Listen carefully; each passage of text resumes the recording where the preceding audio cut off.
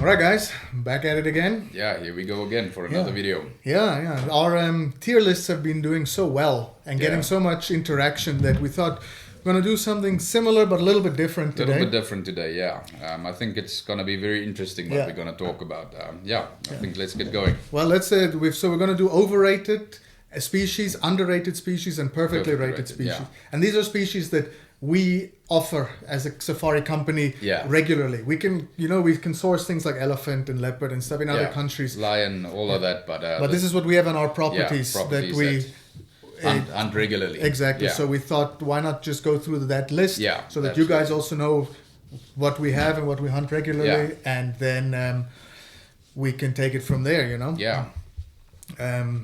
let's go. Yeah, let's see. So underrated. Let's start with underrated species. Yeah. So we've got bushbuck. Yeah. Now bushbuck is one of those species that I think a lot of guys don't even really know about. Definitely, a lot of guys, many guys that third, fourth safari, they'll only start to think about bushbuck. So I won't say it's definitely not a first safari animal. Definitely beautiful in its own nature.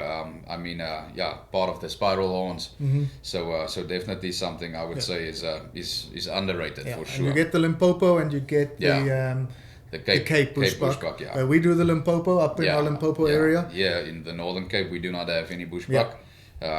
But I agree, we're going underrated. Underrated with bushbuck. Next up, this is one that we like to hunt a lot, and we have a lot of. But a lot of people, even local people, don't want to hunt them. And I think there's a myth about the meat being bad. Yeah, absolutely not. Absolutely not. We had blazebuck. We're actually having blazebuck now. Biltong, our jerky, not really jerky, but our jerky, which is really, really good. But I know a lot of the guys, especially in the Free State, where blazebuck are all over. So blazebuck is the species. Blazebuck, sorry.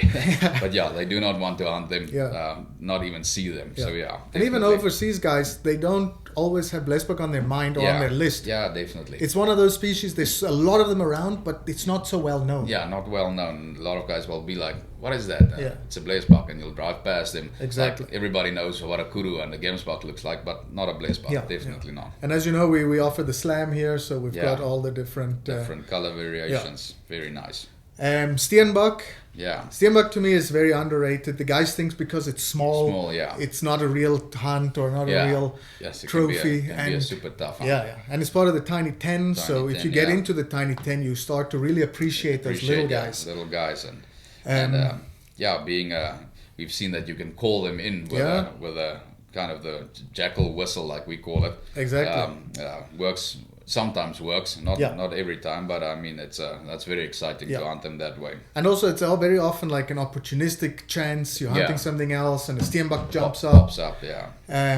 So not the easiest little creatures to put a stalk on. No, sure. And they're small. They're tough to shoot. They're quick. Very quick. But we have some very big ones here in the Northern Cape. We've got some beautiful. I think they're ones. Really very underrated, undervalued species. For sure. Next up, sticking with the tiny 10, we've got the diker. Diker as well. Also underrated, I would say. Not as popular as the steenbuck. Maybe not here by us, because we've only been getting them here for a couple of years now. There used to be none. If you tell my grandpa that's not here today anymore, tell him there's diker around here, he will stand up out of his grave. So. And actually on this last safari, we saw three really good rams, old rams, that we hadn't seen before, I don't think. So they are definitely moving in. And they was, at least two of them were really good size trophies. So. But I would say also definitely an underrated species, being part of the tiny 10 as well. Exactly. Yeah. And then the third of the tiny 10 that we offer on our properties is the Klipspringer. Up in Limpopo. Yeah, not around here, but up in Limpopo there's some monster Klipspringer. Yeah, we've got some really big ones there. And again, being one of the small ones, a lot of guys look past them and kind of like pull up their nose to the little guys and be like, they're so small. Like people will think it's a baby or whatever. It's a very, very unique little animal, the Klipspringer. And it's a difficult hunt also in the mountains. For sure. You know, they're very wary. They always have an eye out. You know, they're always looking down, scanning. Yeah. They often see you before you see them, especially up in Limpopo where the mountains are dense. Very a lot of dense vegetation. So you see them for 2 seconds and then they're behind brush or behind rocks. And then you never see them again. Then you never see them again. So then we've called them in. You shot yours that we called in. Got a very nice one there up in Limpopo. And I think that's those are the 3 of the tiny 10, and I feel like they all get, by the average hunter, get undervalued. Undervalued for sure. Definitely. Next up, bush pig. Bush pig. If you know bush pig, you won't it's not underrated. Yeah. But a lot of people think it's just another pig. A lot of people don't know them. Yeah, even South Africans have never seen bush pig. Yeah. Like I've only seen a couple in my life and never hunted one, so I don't really know what the hype is about. So I also underrate them. But you've hunted the bush pig. Yeah, I've hunted them in cornfields in the full moon with pistols. I've hunted them. Exciting hunt. Shotguns, over bait. You know, there's many different ways to hunt a bush pig.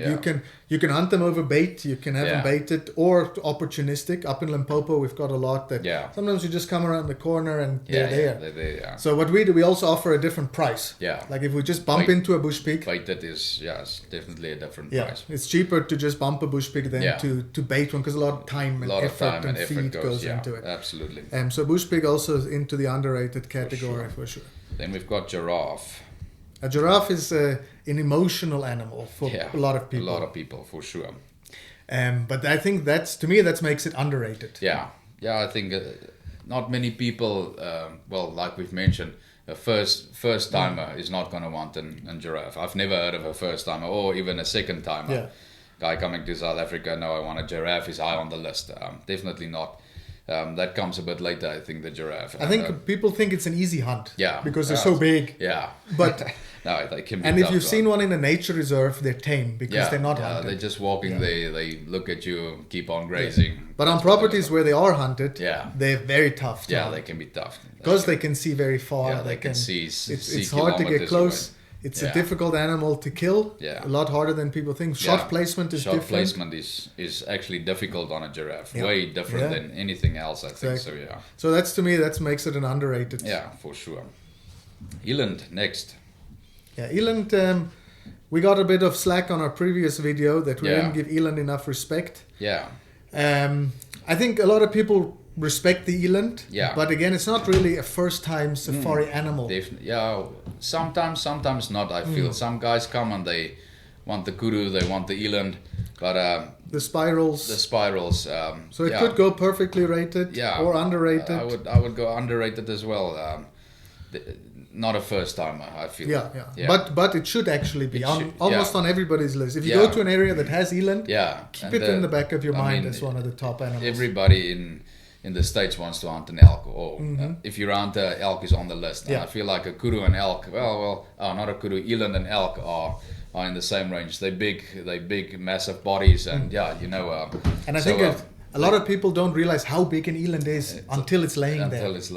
They're massive. Yeah. So I think that it should be on everybody's list for sure. Yeah. Next up, waterbuck. Waterbuck is it's also one of those species again that's not necessarily on a first-timers list. Yeah. I feel it gets a bad reputation because locally also, because a lot of people say the meat is bad. Yeah. But the meat's not bad. Meat's very good. It's just the oil on the skin. When it's skinned wrong, and the hair touches the meat, then the meat, you can taste that. Yeah. Taste that on the meat. But if you skin it, I've had plenty of waterbuck in the past, and I have to say I've tasted one that was not skinned right, but that was our own fault. So no one to blame. No, you got to keep one hand on the skin. Yeah. That hand never touches the meat. Never touches the meat. And then the other one. And if for the guys that don't know, a waterbuck has like a very oily skin. Yeah. That's like water repellent also. Yeah. And it's for when they run away from predators, they escape into water. Yeah. And that oil comes off, and then the crocs and stuff. The crocs still eat them. I've lost some up in Limpopo, but it's less likely. It gives a bit of a residue, and it doesn't taste so nice, and they stink a bit for predators as well. Even sometimes if you drive close by them and they're in the brush, you can smell them before you even see them. Musky smell. Yeah. Very strong. So also underrated, I think, the waterbuck. Sure. Red hartebeest next up. Odd looking, that's for sure. Yeah. Long faces. I've got to say that also comes to me at hartebeest. I've never had anybody first safari that really wants hartebeest. Sometimes when they see them, like, that's cool looking, or some people just say they plain ugly. Yeah. They are a bit funky looking. I think they fall in with like the blesbuck, where guys don't really know about them. Know much about them. Yeah. So definitely underrated species. Yeah. And then mountain reedbuck. Very like personal animal to us because there's a lot of them here. A lot of them here. Some of the best meat. Very, very good meat. Excellent meat. Yeah. But again, we struggle to get guys to want to hunt them. Hunt them. Yeah. And there's lots of them, and we see good rams. Good rams. But a good ram is like 6 inches. So yeah. Smallish horns for a good ram. It doesn't look that like there's a big kudu bull. You see those horns. It's a super fun hunt in the mountains. Very nice hunt, yeah. Difficult stalk. Not called the mountain reedbuck for nothing. Exactly. They're always in the mountains, but a very fun hunt. I would say, I wish they were more rated by guys and more people know about them. It's such a nice animal. But when a guy does shoot one, then they love them. Love them, yeah. We've had guys that didn't know and they ended up shooting two or three. Yeah. There's plenty around, so so mountain reedbuck, if you go to a place that has them, keep them in the back of your mind. If you come across a good ram, don't skip it. Yeah, also, because you don't get them everywhere in the country. Yeah, and do taste the meat. That's very important. Some of the best game meat I've had in my life. Definitely. That's for sure. Definitely. All right. Now we'll go to the perfectly rated animals. Yeah. First up on the list, impala. Yeah, I think that is definitely an animal that is on people's first timers list. It's like the bread and butter buck, everybody, especially up in northwest Limpopo. Oh yeah, it's just they're everywhere. There's impala everywhere. Like we have springbuck in the Northern Cape everywhere. There's impala everywhere up there. So definitely. And definitely always on the guy's list and always respected well. Part of packages. All of that. Sure. So there's always impala in the game for sure. Buffalo next. Yeah. Definitely the most wanted of the big five. That's for sure. Yeah. Definitely by far. I would say. They're expensive to hunt. Yeah. But they've earned their reputation. The danger factor. Yeah. The Black Death. All of that. So I think the respect that people have for buffalo and the demand proves that it's a perfectly rated on people's lists. Absolutely. I think at least. Yeah. Gemsbuck up next.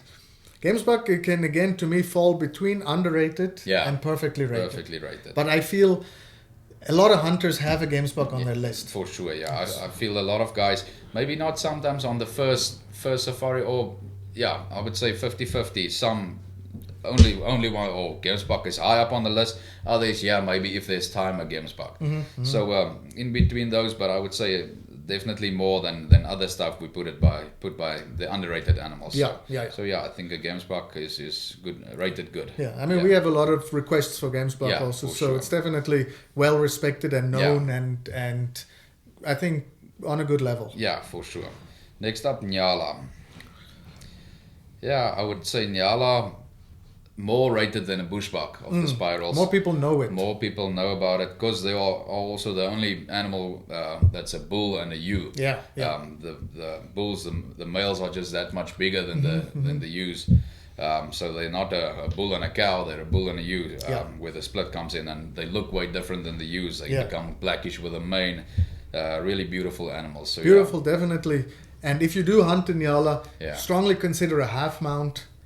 Or a full mount if you can, but a half mount over a shoulder mount just to get those colorful legs and the mane. That life looks really good on them. So I think it could go into underrated. I would say it's definitely more rated than a bushbuck. Yeah, I think we can put it maybe here in between, in the middle. It's not. I feel more guys go like for Gemsbuck, impala.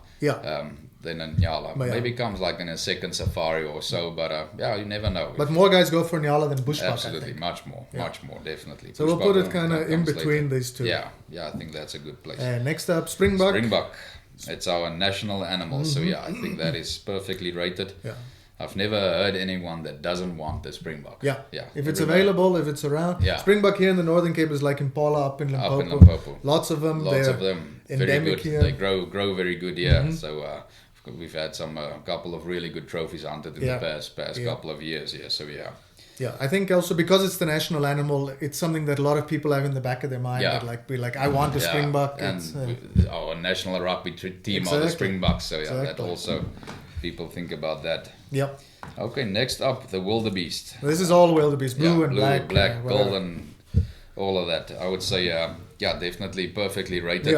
lot of guys, even first timers, they know the wildebeest as the blue wildebeest is called the poor man's buffalo. Definitely a little bit true sometimes. Guys say, nah, I'll do my buffalo on a third or fourth safari. I'm going to do the poor man's buffalo now. So I think also people underestimate the toughness sometimes. Blue wildebeest. Well, both of them. Can be super tough. But a blue will, if you wound that thing, it'll show you the whole property and the neighbor's property and everyone else. He'll go all over. He'll keep you busy for days if you ask him. So shot placement very important. Caliber choice very important. Don't skimp on blue wildebeest. They're tough. They're really tough. But I think the respect people have for it puts it at a good rating in most people's lists. And then we get to the warthog. The warthog. Everybody wants a warthog. Or just not always a trophy, but just to shoot them. If you see warthogs, people shoot them. It doesn't matter. Absolutely. Big, small. Guys go nuts about it. Go nuts about warthog. Yeah. Everybody knows what a warthog is. It's Pumbaa from the Lion King. Pumbaa from the Lion King. I think humans just inherently love to shoot pigs. Yeah. The bush pig is underrated because people don't know it because it's nocturnal, it's secretive. Yeah, it's not as much seen as the warthog. And not as widespread. Yeah. Where the warthog is all over. All over the place, Everybody knows it. Yeah. If you see one, people get so giddy. Yeah, you've seen so many hunters. They see the warthog. They're like, there's a big kudu bull. There's warthog. Oh, go for the warthog. Exactly. Leave the big kudu bull. We'll get to that. Guys go nuts about it. So I think it's perfectly rated on everybody's list. For sure, definitely. Next up, sable. Sable to me is. I don't want to disrespect the sable because it's a beautiful animal, a very royal animal. I think it's perfectly rated for what it is. Yeah. But I think the average sable in South Africa is not a great hunt. Yeah, definitely not. They become tame to vehicles and stuff, and because females are not hunted much, and the herds become tame. So sometimes you'll drive up and sable will be, there's a vehicle, and the sable will even walk closer to the vehicle. It's not always like that. No. But I mean, it can be sometimes can be a boring hunt. It can be really exciting as well. And they're tough animals. They can take a lot of lead. But the problem, especially the put and take guys, buy them from small camp systems where they're used to humans feeding them. Yeah. So if they see humans, they don't run away. They come close. Or see a vehicle, they kind of know there's going to be food around. So and I think the closer feed. There's too many sable in that kind of system than there is in the more wild system. Like here, we've got sable on the low fence. They disappear. We don't even know where half of them are. All over the place. It's so here it's a difficult hunt. Like if you say I want a guaranteed sable, we're going to tell you sorry. We don't know if they're here or not. Yeah, they could be here. They could be at the neighbors. They could be in the next zip code over. But sometimes in high fence it can be a bit of a boring hunt, if we can say so. So but again, it's the Prince of Africa. Yeah. In the rest of Africa, like Zimbabwe, Mozambique, they're very difficult hunts. Very great hunts. Yeah. But I just think if you're in South Africa, just ask the right questions to your outfitter. Yeah. And if you're driving around and you see they're not running away and you don't want that, just be honest with your outfitter. Then it's all about then you're gonna know. Honesty, Absolutely. So, but I think it's well rated. Yeah. But just be careful. Everyone wants a sable. I have to say they are a highly respected animal for sure. And then the last up on this list is the zebra. So zebra, I think a lot of people think is an easy hunt because it's a horse or a donkey, and it's not an easy hunt. No, definitely not. No, they're very wary. They're always with other animals, wildebeest and impalas. Always many eyes around. Up in Limpopo, they love being with the giraffe. Yeah. Oh, really? Yeah, the giraffe and zebra hang out. You've seen them with wildebeest a lot, and they keep their eyes open. There's something moving, they're gonna know. And then to find the stallion versus a mare, also very difficult. Very difficult. I think, and people think, they're black and white, they're easy to spot. But they're not. They're not. The shadows fall on them in the bushes. They're a very difficult animal to see, actually. Yeah, they are.